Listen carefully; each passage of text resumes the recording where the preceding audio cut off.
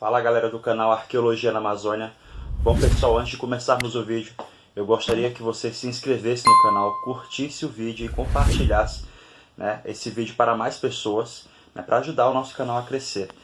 E eu queria informar aqui pessoal também que infelizmente terça-feira passada e quarta-feira passada tentamos fazer o vídeo com o professor Hélio e não deu certo. A gente tentou, tem até aí um vídeo anterior de 4 minutos, todo mundo viu que a gente tentou falar e não saiu nada, enfim, são problemas, da rede, a gente também tem que entender isso. Então, como o professor Hélio viu, que estava dando esse problema, de interferência na internet, ele propôs a fazer um vídeo, explicando por ele mesmo, sobre o livro, Viagens pelos Rios Amazonas e Madeira, que eu também já adquiri o meu, ok? E o link para você também adquirir está na descrição do vídeo, tá? Isso aqui é uma tradução do professor Dr. Hélio Rocha, ok?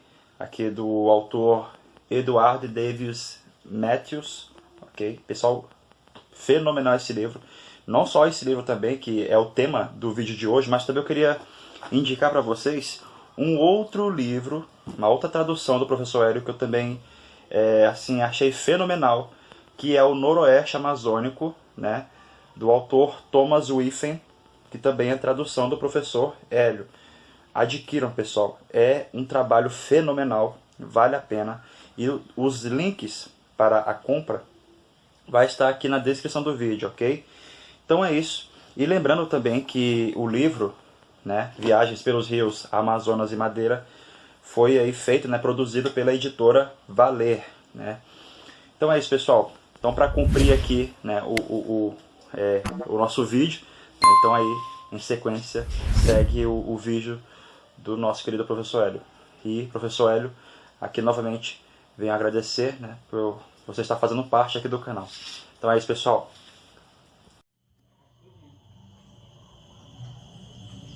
Olá, eu sou o professor Hélio Rocha e eu gostaria de falar sobre um processo de tradução do relato de viagem do Eduardo Matthews. E primeiramente eu gostaria de falar sobre o processo tradutório. Como eu tenho me dedicado nos últimos anos aos estudos dos relatos de viajantes de língua inglesa e vi que há uma grande um grande número de relatos de viagem que ainda estão na língua do viajante, ou seja, no meu caso, da língua inglesa. Então, me propus, desde 1997, mais ou menos, a estar estudando esses relatos de viajantes que tenham como tema da viagem, como locus de representação, na verdade, as diversas Amazônias. Então, nesse campo que eu tenho atuado. Primeiramente com o estudo das representações, desses relatos sobre os povos amazônicos, sobre a fauna, a flora e outros campos, e passei também a fazer a tradução interlingual, ou seja, da língua inglesa para a língua portuguesa. Esse processo tradutório, então, ele exige que o tradutor tenha consciência de que ele vai utilizar várias estratégias para esse processo acontecer, digamos assim, de forma que fluente e um tanto quanto ideal nessa língua de chegada. Então, parte-se de um texto-fonte, ou um texto de partida para um texto de chegada. Então, o alvo agora é o texto de chegada, ou seja, o objeto traduzido, o material trazido para cá. Não, pensando como esse trabalho, esse processo tradutório é como uma função, uma função tradutor. No caso, exercida, por uma pessoa, por um tradutor, por uma tradutora, que tenha essa disponibilidade, essa paixão, esse querer, que é preciso que nós tenhamos isso, porque não é um processo tão simples, porque não se deve pensar em equivalência, né? Porque os vários níveis que vão estar implicados nesse processo, o nível lexical, por exemplo, né? O nível sintático e o semântico, né? Ele precisa de um certo conhecimento. É preciso que esse responsável por fazer esse trabalho, ele tenha conhecimento lexical, sintático e semântico, não só de frases, né? Porque a gente não vai traduzir só frases, né? Nós vamos traduzir cultura, digamos assim, né? E aí o que eu gostaria de falar então, que não se deve pensar logo, equivalência, então eu pego os termos, ou com a ajuda de vários dispositivos extra, né, que não estão no texto, extra-linguístico, digamos assim, extra-textuais, porque há o mergulho no texto em si, né, que é essas partes que eu falei, mas há também extra-textual, ou seja, fora do texto que se trabalha. E aí, nesse quesito em especial, o relato de viagem, por exemplo, ele é rico no uso de culturemas. O que é dito como culturema? Que concepção é essa? Que é usada principalmente a partir de Nida, né, que é um teórico da tradução, que se encaixa, a meu ver, dentro dos tradicionalistas da tradução, e não nessa vertente contestadora ou mais contemporânea de tradução, né, que vê já como uma função, né, que não vê como uma fidelidade, que não vê o texto como algo que está na sombra do texto fonte e nem menor, né, vê como uma interpretação, né, é um discurso, né, se traduz então numa é um discurso, não é? Porque o tradutor, ele é um orquestrador de várias vozes. Então, essas várias vozes, né, que vão sendo orquestradas para que se tenha uma interpretação, né, de fato que seja, digamos que, condizente com aquele discurso, né, primeiro, digamos assim, né? Então, esses culturemas, eles são esses elementos culturais. E dentro da tradução, da tradutologia, dos estudos da tradução, podemos pensar em campos, né, em domínios, por exemplo, pelo menos em 5, né, que alguns teóricos colocam, pontuam. Por exemplo, no campo ecológico, com a noção, por exemplo, no campo cultural, da cultura material, por exemplo, de determinada cultura. No meu caso, a tradução do relato de viagem do Eduardo Médios. Então, existem termos que são da cultura material aqui dos povos amazônicos, por onde o viajante vai fazendo a sua etnografia.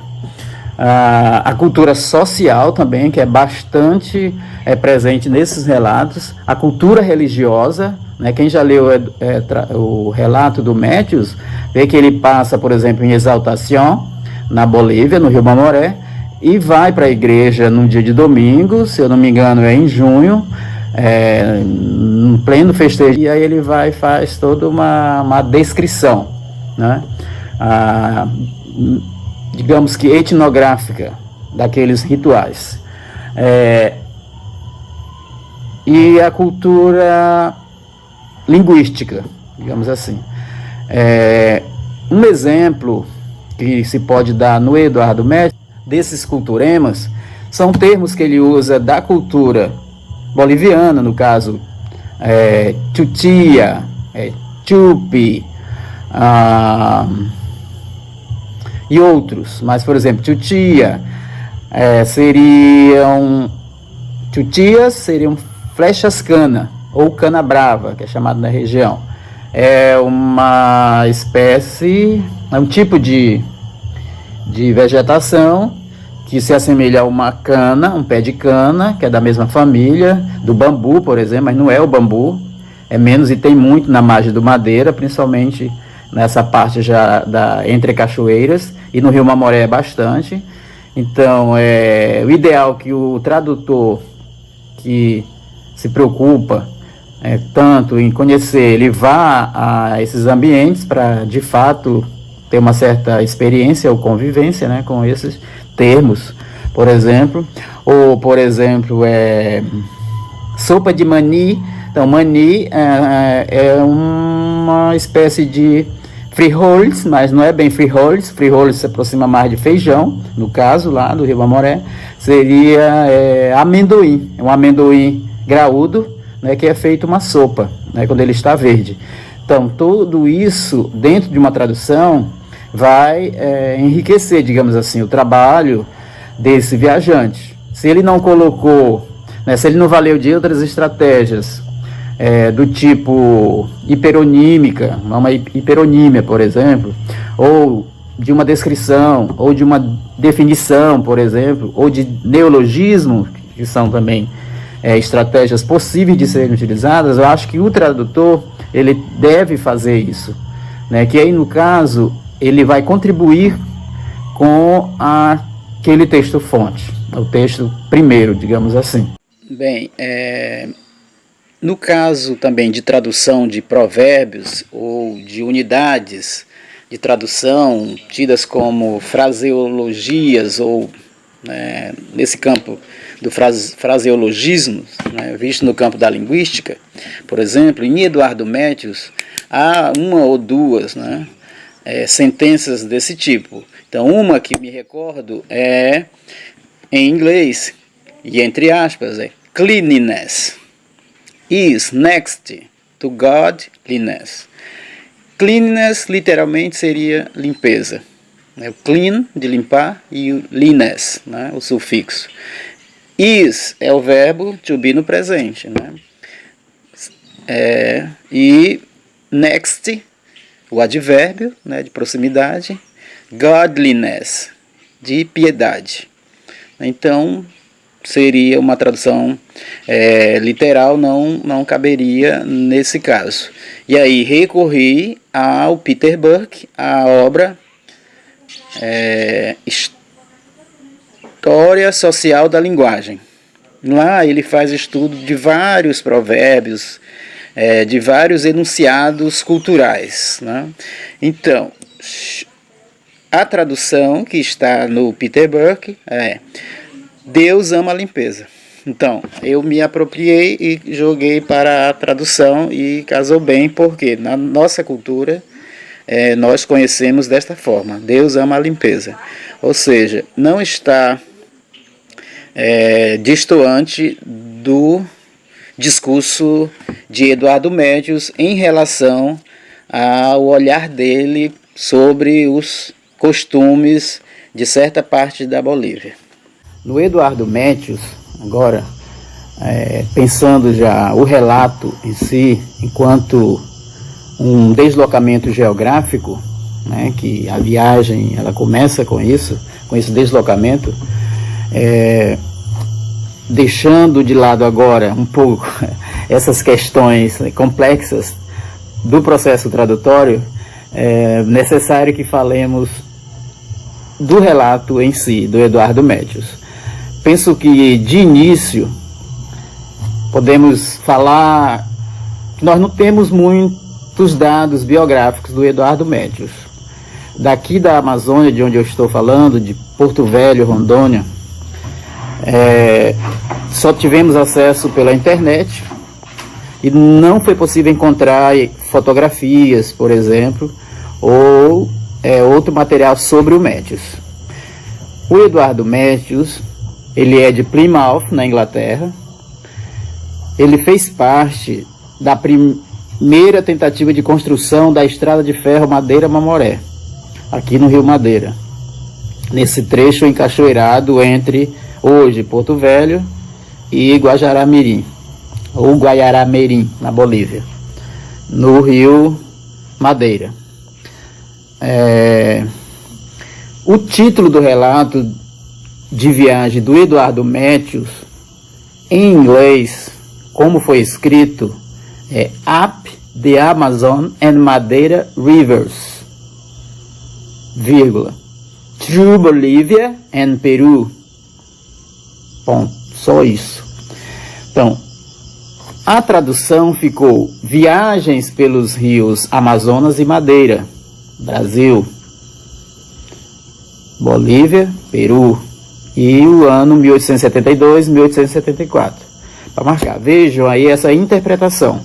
Literalmente o título seria Subindo, né, que up é subida, né, o subindo, os rios Amazonas e Madeira. Para quem conhece a geografia do rio, né, o nosso relevo, sabemos que entramos por Belém, né, e chegamos chegamos no Amazonas e adentramos o Madeira para chegar em Porto Velho. Ora, o relato do Métius, como o do Bates, como de outros viajantes, começa, o do Bates, por exemplo, ele diz logo nas primeiras linhas que depois de 26 dias de viagem de Liverpool, eles atracam em Salinas, no extremo norte do Brasil, ali na região do Pará.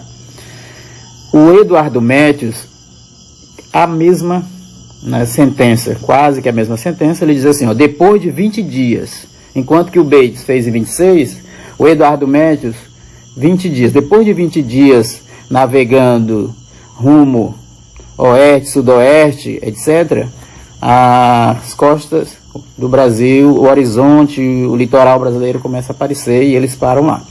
De Salinas, o navio vai adentra a Baía de Guajará e onde fica a cidade de Belém. De Belém, depois de ele fazer todo um levantamento, né, porque o relato do Eduardo Médici pode ser visto como um inventário, como diz a professora Neisa Teixeira, que é doutora em filosofia e trabalha na Universidade do Amazonas. É um inventário, ele faz um levantamento, então, do comércio, das vias navegáveis, da cultura, das possibilidades de abertura da Bolívia, da rota, né, para a Bolívia, para exportação dos produtos, né, mas não fica só nisso, né, tem toda uma miríade de julgamentos, de juízos valorativos sobre o outro, que é sempre o nativo, digamos, comparado e num sentido a ficar sempre inferior, né, prática de outros viajantes. Mas nós devemos pensar também nessa formação ideológica do viajante e nessa prática discursiva da época. O Eduardo Métius, então, ele embarcou junto com um grupo de engenheiros para vir para cá, para o Madeira, para tentar a construção. Então, a empresa era a Public Works, a empreiteira, digamos assim, responsável pela construção da Madeira. Primeira tentativa, no caso. O Métius diz no relato dele, logo no prefácio, que é bem curto, que ele, em 1878, quando houve a segunda tentativa de construção da ferrovia, que o Métius já devia estar na Inglaterra, né, ele diz que ele intuiu que seria de grande valor uma obra, um relato, a publicação do relato dele, né, dos diários dele, mostrando uma outra rota de viagem pela América do Sul, em vez de, porque a grande maioria dos viajantes vão pelo Amazonas, o Rio Negro, mas sempre pelo rio. O Eduardo Métius faz uma viagem, atravessa o Atlântico, sobe o Rio Amazonas, adentra o Rio Amazonas, na verdade, porque ele vem por Belém, aí está no Rio Pará, e para vir, para chegar no Rio Amazonas, ele vem pelo Estreito de Breves. Da mesma forma que o Bates. Já o Tomlinson, que é um outro viajante, o Henry Mandel Tomlinson, ele veio pelo furo de navio, o England, SS England, veio em 1910. Então, 40 anos depois do Eduardo Métius, já vem pelo Estreito de Boiçu, e não pelo de Breves. São muitos furos, muitos canais que dão para o Rio Amazonas, né? Na chegada, quem vai descendo ou quem no caso dele vinha subindo. Então ele adentra o rio Amazonas e aí começa as descrições dos lugares. Então no primeiro capítulo, por exemplo, o Eduardo Métius vai descrever a costa brasileira, né? Salinas, que é o município de Salinópolis, que é onde o navio aporta, e ele vai falar do que existe, né? Da estação piloto, do armazém, o galpão que está lá, né? Nessa casa onde os práticos, né? Que ele chama de pilot, por exemplo. Então, na nossa cultura navegante, a gente chama prático, né? O prático é o que conhece. Antes dos portugueses eram os nativos, que eram os grandes práticos, né? Aí ele vai falar dos perigos, vai descrever o Pará, na verdade é Belém, né? Isso é comum nos viajantes, falar a cidade do Pará, que é Belém. Vai falar dos navios que estão lá ancorados na Bahia e das companhias de navegação. Então, o leitor tem que ter consciência de que o Métius veio já com leituras, pré-concebido, digamos assim, com visões dos seus predecessores, ou seja, de viajantes que estiveram aqui antes dele, né? Claro, né? Ele se muniu disso, ele bebeu nessas fontes e foi fazendo esse trajeto também. Ele vai falar dos europeus, por exemplo, é importante isso, né? Que viviam em Belém, né? Na época. Depois ele vai falar até dos que vivem em Manaus, por exemplo, dos alemães e tal. E também vai falar do clima. Depois ele vai falar da Baía de Marajó, vai falar dos faróis, vai falar das regras dos navios, quem viaja do lado esquerdo, de subida, de descida, né? Das seringueiras, e aí vai passando em cada cidadezinha ou vilarejo, e também ele vai fazendo essa descrição, né? Ele vai falar dos colonos americanos, vai falar da preparação do charque, né? Como que é feito e por que Óbidos é famosa, o que tem lá, e vai falar de Manaus, né? Porque não há necessidade, quem vem de Belém, por exemplo, para Porto Velho, se vier no navio direto, de passar em Manaus, porque Manaus já fica no Rio Negro, na outra margem, né? Na margem esquerda e não na margem direita, que é onde está o Rio Madeira, que é para onde o Eduardo Métius se propunha a vir. Por que eu traduzi o relato de viagem? Bem, no começo eu falei, né, do meu interesse pelos viajantes de língua estrangeira, em especial de língua inglesa. Agora, por que é importante conhecer os relatos de viagem, em especial o do Métius? Porque o Métius, me ajuda a compreender os modos pelos quais a Amazônia foi representada, foi interpretada, né, e traduzida, claro, né, por ele. Como e por que já é uma questão, né, de investigação. E o que se faz com isso, né? Ora, essas ideias, esses conceitos, esses preconceitos, eles são identificáveis no relato, em todos os relatos, né? E eles nos ajudam a compreender como é que essas ideias surgem, né, ou surgiram, e como que elas se investiram de significação e percorrem os espaços reais, na verdade, né? Porque o relato é um discurso, né? Ou um conjunto de discursos, né? Que aponta para mais de um discurso, né? Discurso religioso, discurso cultural, discurso, digamos assim, eurocêntrico. Eu poderia verificar só nisso, não. Mas há o valor também, né? Porque o Eduardo Métius me ajuda a compreender, no meu caso, me ajudou a compreender que somente a estrada de ferro Madeira-Mamoré, saindo do que hoje é Guajará e vindo até Santo Antônio naquela época, e hoje é Porto Velho, né, um pouquinho mais abaixo, não resolveria o problema de escoamento de produtos da Bolívia. Porque como que esses produtos iam chegar até o ponto, para nós, final, mas pensando da Bolívia para cá, seria o ponto inicial deles. como chegariam até lá para entrar, para ser colocado no trem e chegar e vencer ultrapassar as cachoeiras e ser embarcado no navio. Ora, o Métius vai, por ser um engenheiro, né, foi, digamos assim, uma pessoa certa para fazer esse levantamento, né, da abertura de portos. Ele indica, o Métius, o primeiro porto que ele indica é lá em Exaltación, não abaixo, mas acima, não onde estava o porto. Ele fala que lá tem deslizamento de terra, então ali não dá, tinha que ser em outro local, e ele diz qual é o local. E aí ele vai e pensa também como é que seriam levados os navios a vapor para cima das cachoeiras, para o rio Mamoré. E aí eu não vou dizer como que está no relato, né, porque o leitor deve ter o prazer de ler e perceber por si mesmo como que o relato de viagem do Métius está estruturado, e nos faz, enquanto leitores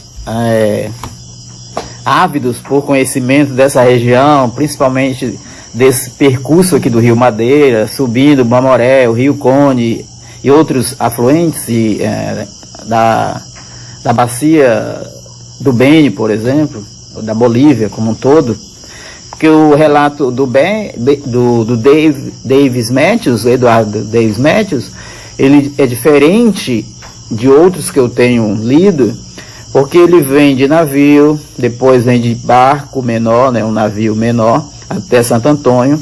De Santo Antônio ele segue, em vez de ele descer para Manaus e Manaus-Belém pegar um navio e voltar pela rota que ele tinha vindo, ele preferiu ousar e enfrentar a dificuldade de atravessar 19 cachoeiras do Rio Madeira. Então é belíssima, belíssima essa descrição que ele faz.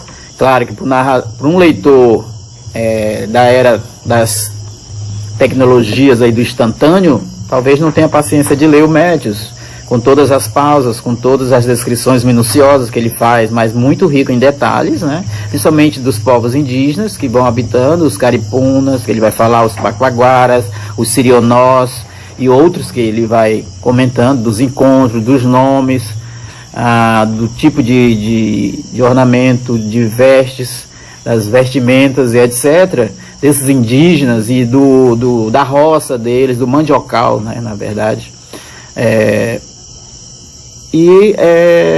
É importante porque, além dessa riqueza de detalhes, o Métius me fez, por exemplo, compreender as dificuldades enfrentadas, né, que a Madeira Mamoré propunha sanar. Mas, infelizmente, não é com a Public Works, ela não vai adiante a construção, como nós já sabemos, e em 1874 o Métius é o último engenheiro, provavelmente, a sair de Santo Antônio.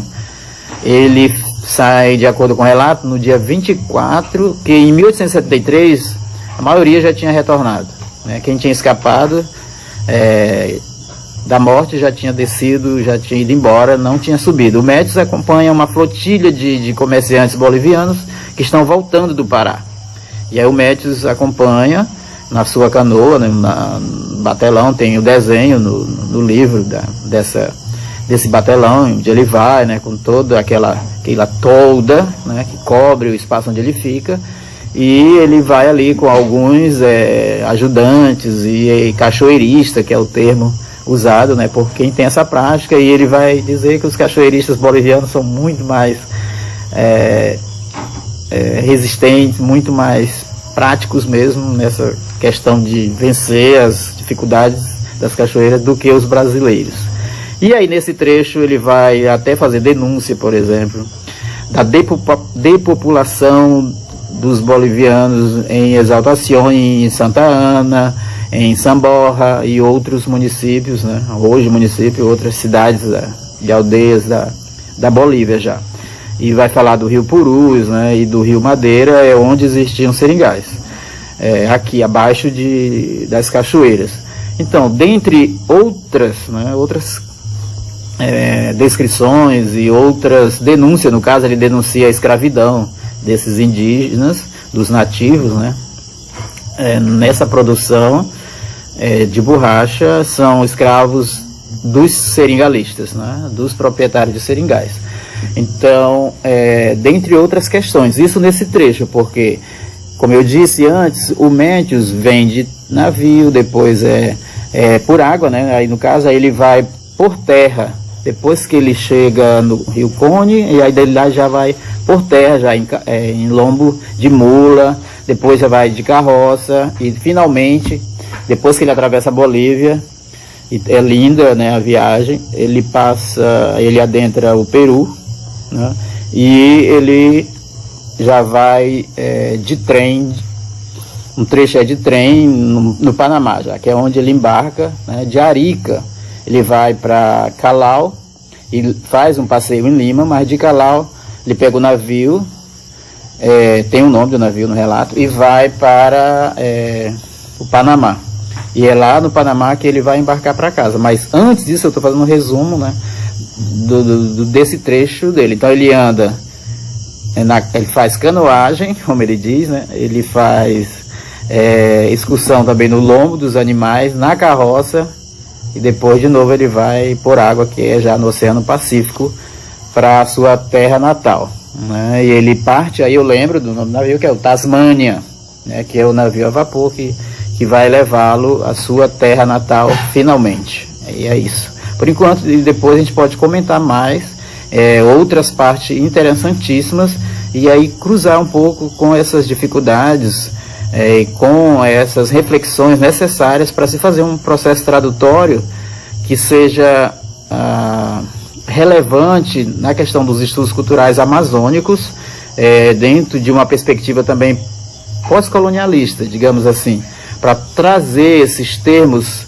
esses elementos culturais nossos, digamos assim, né, por eu ser uma amazônida e conhecer, em certa medida, alguns termos, né, que foi possível eu fazer. Um termo que eu lembro agora, por exemplo, é aquela vara comprida usada para impulsionar a canoa adiante, né? Então seria, no inglês está escrito sounding pole, então seria uma vara de sondagem, mas a tradução para nós seria o varejão, né? É isso, tá? E a gente se encontra em outro momento.